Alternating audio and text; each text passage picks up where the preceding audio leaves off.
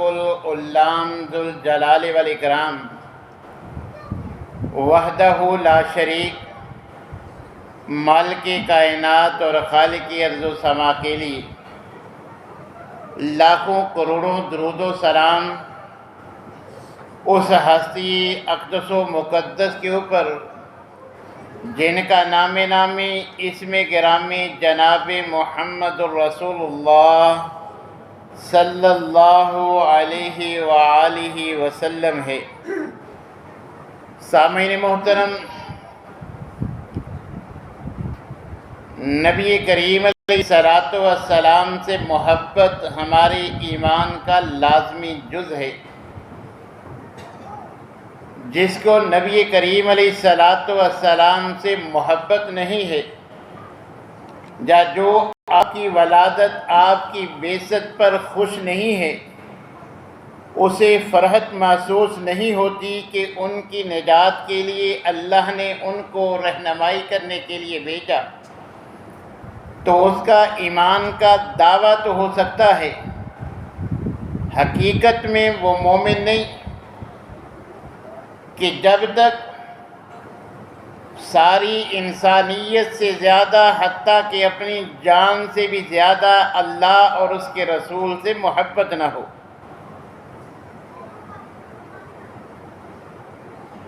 اسی لیے تو اللہ تبارک و تعالیٰ نے مومنوں کا یہ انداز اپنے قرآن میں ذکر فرما دیا کہ النبی اولیٰ بالمؤمنین من انفسہم، کہ مومنوں کا انداز یہ ہے کہ انہیں اپنی جان سے بھی زیادہ نبی کریم علیہ السلام مقدم ہیں، ان سے زیادہ محبت ہے۔ تو گویا ہمیں اپنی جان سے بھی زیادہ نبی کریم علیہ السلام سے محبت ہوگی، صرف زبانی دعویٰ نہیں بلکہ عمل بھی اس کے مطابق ہوگا، تو پھر ہم جو ہے وہ حقیقی طور پر مومن بنتے ہیں۔ ورنہ جناب عمر فاروق رضی اللہ تعالیٰ عنہ کا وہ واقعہ آپ نے بارہا سنا کہ جب ان کو نبی کریم علیہ السلام نے پوچھا کہ عمر، آپ کو مجھ محمد صلی اللہ علیہ وسلم سے کتنی محبت ہے، تو انہوں نے جواب دیا کہ اپنی جان کے علاوہ ہر چیز سے زیادہ عمر کو آپ سے محبت ہے۔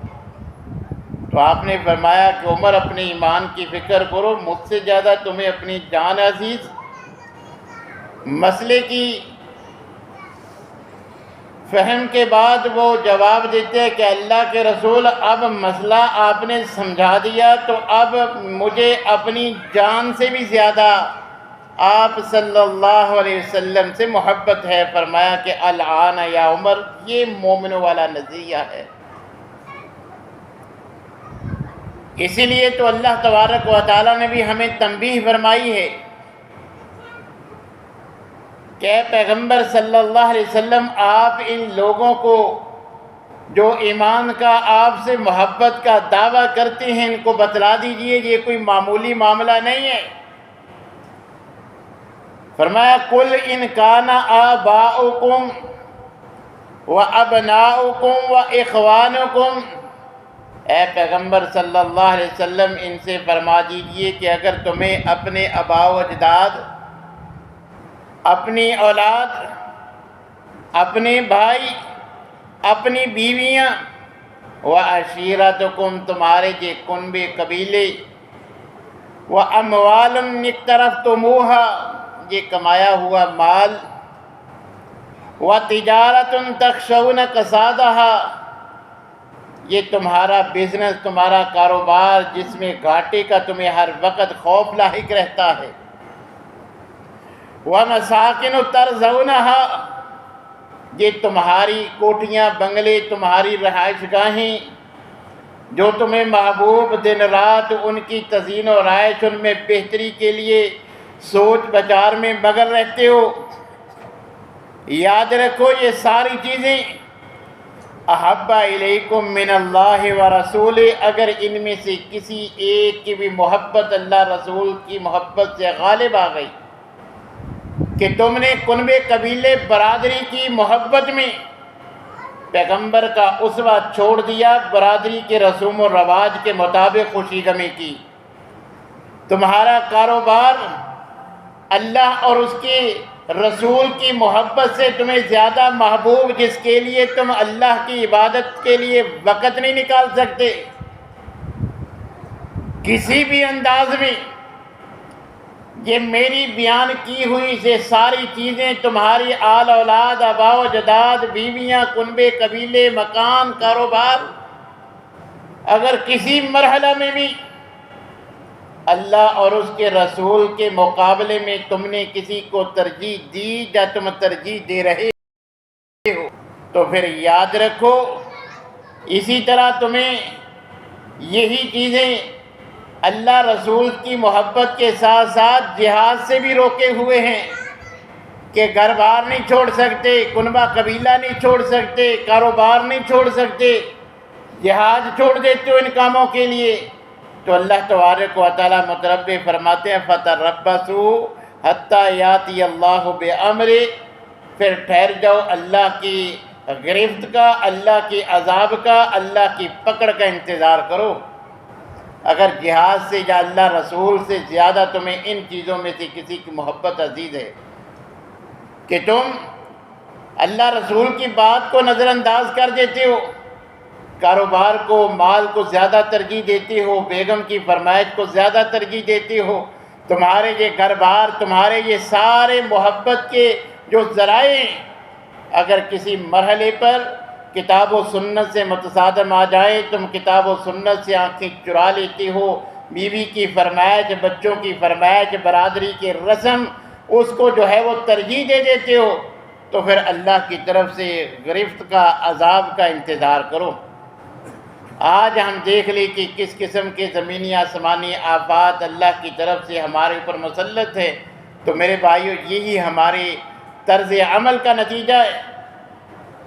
کہ ہمیں شریعت سے زیادہ برادری کی رسمیں عزیز ہیں، ہمیں بیوی بچوں کی محبت اس قدر ہے کہ ان کی خاطر ہم حلال اور حرام کی تمیز چھوڑ دیتے ہیں، اپنے گھر بار کے لیے، اپنے جو ہے وہ مکان، اپنی کوٹھی اور بنگلے کے لیے حلال و حرام کی تمیز نہیں کرتے، ہیرا پھیری سے دوسرے کی جگہ پہ جو ہے وہ تھوڑا سا ادھر والوں کی جگہ، تھوڑا سا پیچھے والوں کی، اس طرح کر کے زمین بڑھانے کی کوشش کرتے ہو، تو اللہ تبارک و تعالیٰ فرماتے ہیں پھر میری طرف سے رحمتیں اور برکتیں نہیں، میرے پکڑ اور میری گرفت اور میرے عذاب کا تمہیں سامنا کرنا ہوگا۔ تو گویا مومن بنتا ہی تب ہے جب ساری کائنات سے زیادہ اللہ اور اس کے رسول سے محبت ہو۔ یہی بات نبی کریم علیہ السلام نے بھی ہمیں سمجھائی ہے، صحیح بخاری کے الفاظ کہ لا یؤمن احدکم حتی اکون احب الیہ من والدہ وولدہ والناس اجمعین، تم میں سے کوئی انسان اس وقت تک مومن نہیں ہو سکتا، اس کا ایمان کا دعویٰ حقیقت پر مبنی نہیں ہو سکتا جب تک وہ اپنی آل اولاد حتیٰ کہ پوری انسانیت سے زیادہ اللہ اور اس کے رسول سے محبت نہیں کرتا۔ اس لیے نبی کریم علیہ السلام نے فرمایا ثلاث من کن فیہ وجد حلاوت الایمان، یہ تین چیزیں ایسی ہیں جس نے یہ اپنے اندر پیدا کر لیں، یہ تین صفات اپنا لیں تو سمجھو اس نے ایمان کی لذت کو محسوس کر لیا، وہ حقیقی مومن بن گیا۔ ان یکون اللہ ورسولہ احب الیہ مما سواہما، کہ ساری کائنات سے زیادہ، کائنات کی ہر چیز سے زیادہ اللہ اور اس کے رسول سے محبت ہو،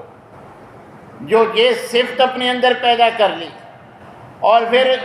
دوسرے نمبر پر وَأَن يُحِبَّ الْمَرْءَ لَا يُحِبُّهُ إِلَّا لِلَّهِ، دنیا میں کسی سے محبت رکھتا ہے وہ بھی اللہ کی رضا کے لیے، پھر اس کی محبت اللہ اور اس کے رسول کی محبت سے نیچے ہوگی، جیسے اللہ اور اس کے رسول نے محبت کا انداز اپنایا ہے اس سے اس انداز میں محبت ہوگی۔ بیوی سے محبت ہے، بچوں سے محبت ہے، کاروبار سے محبت ہے، اگر یہ شریعت کے تابع ہے، ان کی محبت شریعت کے آڑے نہیں آتی بلکہ اللہ کا حکم مانتے ہوئے والدین سے، اولاد سے، حقیقی رشتہ داروں سے، ان اپنی جو ہے وہ مالی اشیاء سے، ان سے محبت رکھتے، ان سے انس ہے، تو اگر تو شریعت کے تابع ہے، یہ دوسرا وصف ہے کہ انسان ایمان کی لذت کو پا سکتا ہے۔ اور تیسرے نمبر پر نبی کریم علیہ السلام نے فرمایا وَأَن يَكْرَهَ أَن يَعُودَ فِي الْكُفْرِ بَعْدَ إِذْ أَنْقَذَهُ اللَّهُ مِنْهُ، کہ اسے مومن بننے کے بعد، دارِ اسلام میں داخل ہونے کے بعد کوئی کفریہ کام کرنا اسی طرح ناپسند ہے جیسے آگ میں کودنا ناپسند ہے۔ اس نقطہ کو ذرا سمجھیے کہ آج ہم مومن ہیں، ایمان کے دعوے دار ہیں، مگر عیسائیوں یہودیوں کا طرز عمل چھوڑنے کے لیے تیار نہیں۔ خوشی غمی کی زیادہ تر رسمیں غیر اسلامی اور غیر مسلموں والی، کفار والی ہم اپنائے ہوئے ہیں، جبکہ اللہ تبارک و تعالیٰ کی پاک پیغمبر کیا فرما رہے ہیں کہ کامل مومن بننے کے لیے، ایمان کی لذت پانے کے لیے یہ تین چیزوں کا ہونا ازحد ضروری ہے۔ ساری انسانیت سے زیادہ اللہ اور اس کے رسول سے محبت، دنیا میں جس سے بھی محبت ہو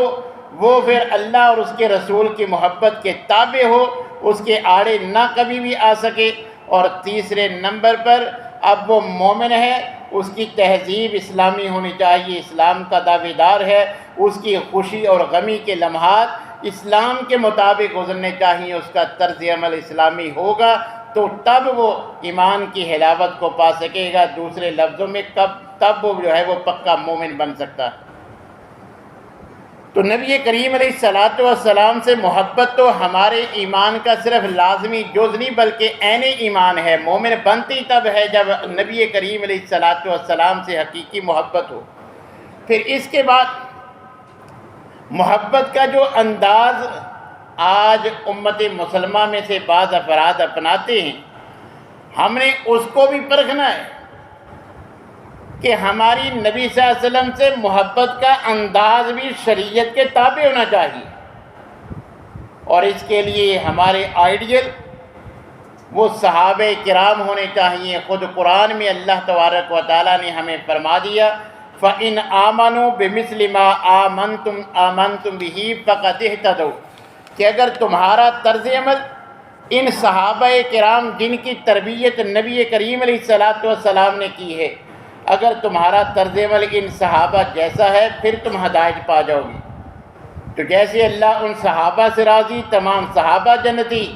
جو نبی کریم علیہ السلام اور اللہ سے انہی کے انداز میں محبت کرے گا، اس کا عقیدہ اور عمل ان جیسا ہوگا محبت کے معاملہ میں، تو اللہ ان سے دنیا میں بھی راضی، دنیا میں بھی اللہ کی رحمت و برکتوں کا نزول ہوگا، اور آخرت میں بھی اللہ تبارک و تعالی اللہ سے اور اس کے رسول کی محبت کے بل بوتے پر ایسے انسانوں کو جنت عطا فرمائیں گے۔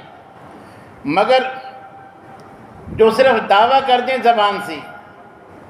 کہ ہمیں نبی کریم علیہ السلام سے بڑی محبت ہے، ہم جو ہے وہ بڑے پکے عاشق ہیں،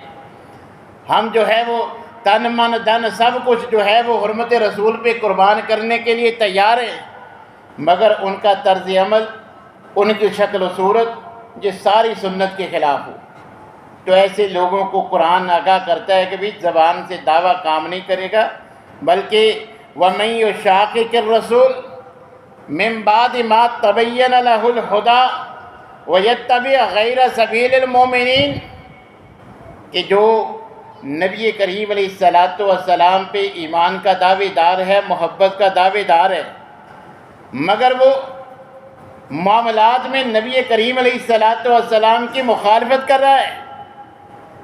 تو اللہ تبارک و تعالیٰ فرماتے اس کا ایک نقصان تو یہ ہوتا ہے کہ نوَلِّهِ مَا تَوَلَّى، جو سنت کو نظر انداز کر کے اپنی خواہشات کے مطابق، برادری کے رسوم و رواج کے مطابق، لوگوں کے دیکھا دیکھی، غیر مسلموں کے اپنے انبیاء کی ولادت کی خوشی کا انداز دیکھ کر وہ جیسے چاہے، جس انداز کو چاہے اس انداز میں اپنا لے، کہ جس میں پیغمبر کا اسوہ نہ ہو، تو نبی کریم علیہ السلام کی سنت اور آپ کے طریقے کو چھوڑنے کا پہلا نقصان یہ ہے کہ اللہ تبارک و تعالیٰ فرماتے ہیں نولی ما تولا، جو راستہ اختیار کرتا ہے ہم اسی میں اس کے لیے راہیں کھول دیتے ہیں۔ تو دیکھ لیں جو غیر شرعی راستہ اپناتے ہیں وہ ہر سال نئی انداز میں جو ہے یہ جشن ولادت مناتے ہیں، کہ ہر سال اس میں نئی طرح کی جو ہے وہ بدعات اور رسومات جو ہے وہ ساتھ ساتھ شامل ہو رہی ہے۔ تو یہ اسی وجہ سے اللہ تبارک و تعالیٰ فرماتے ہیں جو وہ راستہ اختیار کر لے،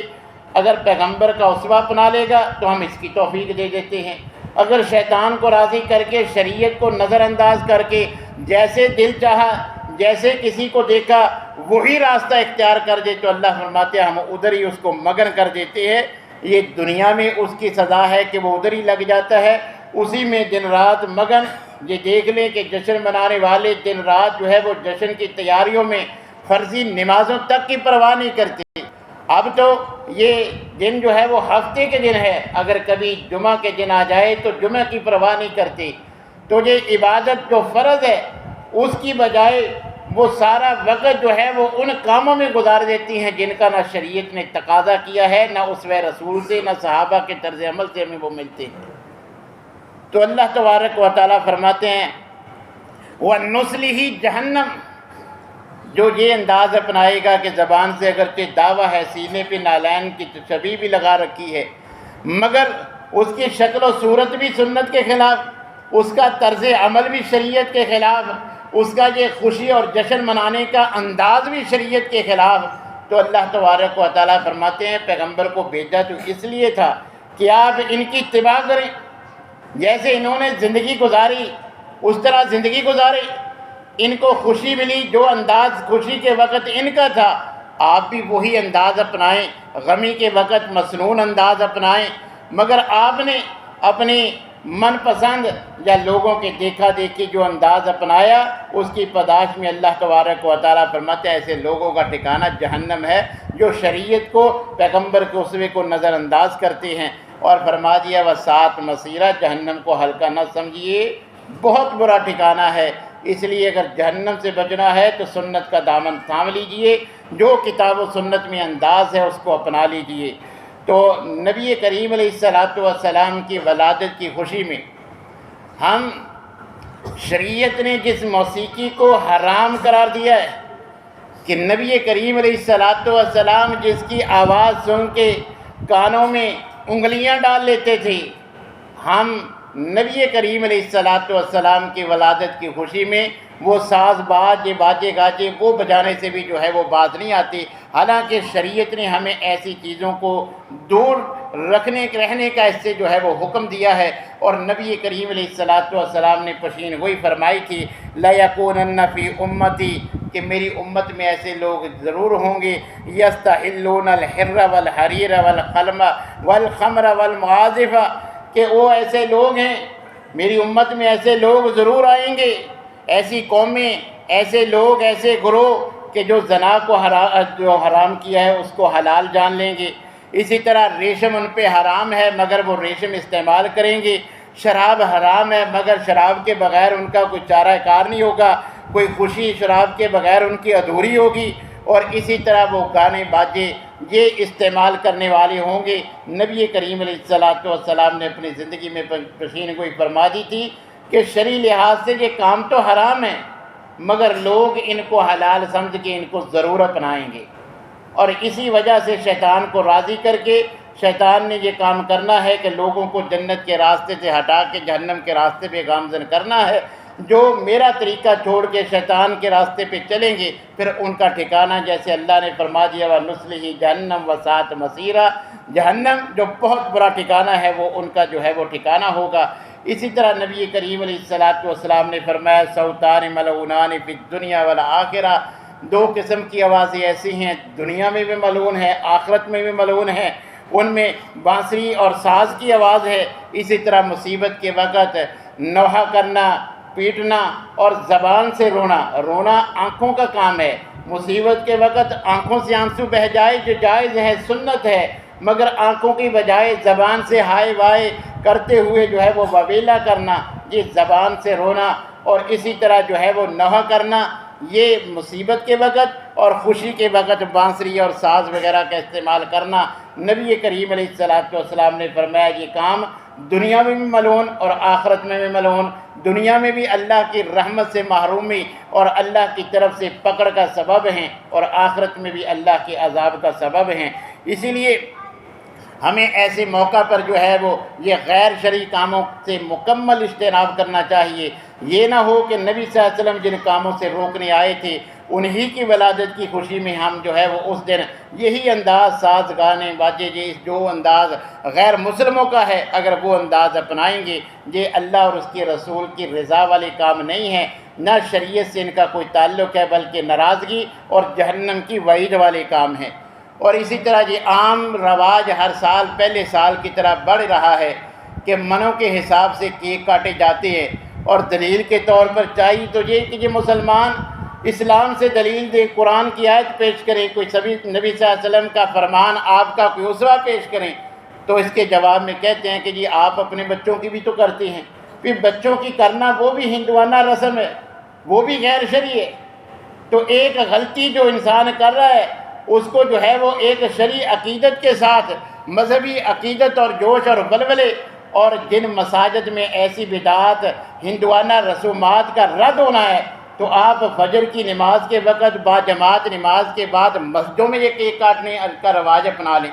آج سال ہر سال یہ کام جو ہے وہ پچھلے سال سے زیادہ بڑھ رہا ہے، تو یاد رکھیے یہ ہندوؤں کا طریقہ ہے، یہ سالگرہ بچوں کی ہو یا کسی نبی کی شریعت میں اس کا کوئی تعلق نہیں ہے۔ نبی صلی اللہ علیہ وسلم نے اپنی ساری زندگی میں اپنی یوم ولادت پہ ایسا انداز نہیں اپنایا، تو ہمیں کم از کم مسجد کے تقدس اور اللہ کی عبادت کے لیے جو گھر بنائے ہوئے ہیں، تو یہ کیک کاٹنے کی رسم کم از کم اللہ کے گھروں میں یہ جو ہے وہ مسجد کا ادب یہ ہے کہ یہ کام مسجدوں میں نہیں ہونا چاہیے، اور ویسے بھی یہ کام گھروں میں نہیں ہونا چاہیے، کیونکہ یہ ہندوانہ طرز عمل ہے، شریعت کا اس سے جو ہے وہ کوئی تعلق نہیں۔ شریعت نے ہمیں یہ واضح کر دیا من تشبہ بقوم فہو منہم، جو ہندوؤں کا طرز اپنائے گا وہ ہندو ہی ہوگا، قیامت کے دن ہندو سمجھا جائے گا۔ جو یہودیوں کا عیسائیوں کا طرز عمل اپنائے گا تو وہ کل قیامت کے دن اگرچہ دنیا میں دعویٰ کرتا رہے میں مومن ہوں، میرا مسلمانوں والا نام ہے، مگر طرز عمل یہودیوں والا قیامت کے دن یہودیوں کی صف میں،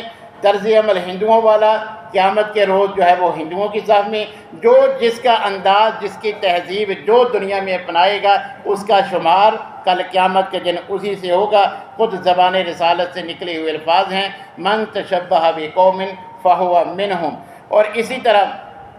یہ بہت ساری جو ہے وہ فضول خرچی والے کام بھی جو ہے اس موقع پر کیے جاتے ہیں، حالانکہ خود اللہ تبارک و تعالیٰ نے فرما دیا ان المبذرین کانوا اخوان الشیاطین، کہ یہ نبی صلی اللہ علیہ وسلم کے سچے محبت کرنے والوں کا انداز نہیں ہے، یہ تو شیطانی عمل ہے کہ نبی کریم علیہ السلام کے نام پہ کوئی ایسے کام کیے جائیں جن کا کوئی دنیاوی فائدہ نہیں ہے، جس میں یہ لائٹنگ اور اسی طرح کے سارے معاملات بھی آتے ہیں۔ تو ایسا انداز شرعی لحاظ سے فضول خرچی کرنا یہ مسلمان کا شیوا نہیں ہے۔ اللہ تبارک و تعالیٰ نے اس کو جو ہے وہ شیطان کے بھائی قرار دیا ہے، اس انداز میں فضول خرچی کرنے والے۔ اور اسی طرح اس موقع پر یہ جو کام کیا جاتا ہے کہ جو شاعر اللہ ہیں، جو اسلامی شاعر ہیں، اللہ کے گھر کی، نبی کریم علیہ السلام کے روضے کی ان کی شبیہ بنائی بھی جاتی ہے، پھر ان کو جو ہے وہ غیر مناسب جگہوں پہ یہ بنانا بھی غلط ہے، یہ ان کی جو ہے وہ توہین ہے کہ گلیوں پہ نالیوں کے اوپر جو ہے وہ نبی صلی اللہ علیہ وسلم کا روضہ بنائیں، اور اسی طرح جو ہے وہ بیت اللہ کے ماڈل وہاں بنائیں، سڑکوں پہ مٹی پہ ایسے بنائیں، اگرچہ ان کو جو ہے وہ رنگ آلود کر لیں، مگر پھر بھی زمین پہ مٹی سے یہ بنانا، پھر اسی کو جو ہے وہ ختم کر دینا، یہ شاعر اللہ کی جو ہے وہ تعظیم نہیں بلکہ ان کی جو ہے وہ توہین ہے۔ ہمیں ایسے بھی تمام کاموں سے مکمل اجتناب کرنا چاہیے، کہیں اللہ تبارک و تعالی ہمارے ان کاموں سے ناراض ہو کر، پہلے ہی ہم اللہ کی ناراضگی کا سامنا کیے ہوئے ہیں کہ آپ دیکھ لیں کہ ہمارے ملک کا بیشتر حصہ جو ہے وہ پانی میں ڈوبا ہوا ہے، کبھی سیلاب، اور آپ دیکھ لیں کہ اسی ہفتے میں 2 مرتبہ رات بھی جو ہے وہ زلزلے کے جھٹکے آئے ہیں۔ اللہ کی طرف سے پہلے ہم پر اتنی پکڑ اور عذاب، کہیں زلزلہ کہیں سیلاب، اس کا ہم سامنا کر رہے ہیں، پھر بھی ہم شیطان کو خوش کرنے کے لیے ایسے اقدامات کریں جن کا نہ شریعت میں موجود ہے، حتیٰ کہ ہم معروف جن مسالک کی طرف اپنی نسبت کرتے ہیں، یہ سارا انداز ان فقہ اور ان اماموں کے ہاں بھی نہیں ہے۔ جو یہ دعویٰ کرتا ہے کہ میں امام ابو حنیفہ رحمۃ اللہ علیہ کا مقلد ہوں، تو امام ابو حنیفہ رحمۃ اللہ علیہ نے ساری زندگی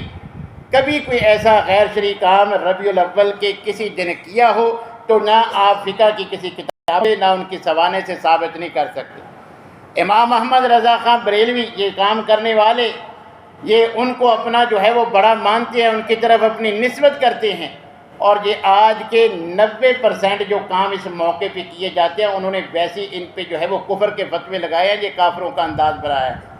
ان کے نزدیک تو نبی کریم علیہ الصلوۃ والسلام ان کا موقف ہے کہ 8 ربیع الاول کو پیدا ہوئے ہیں،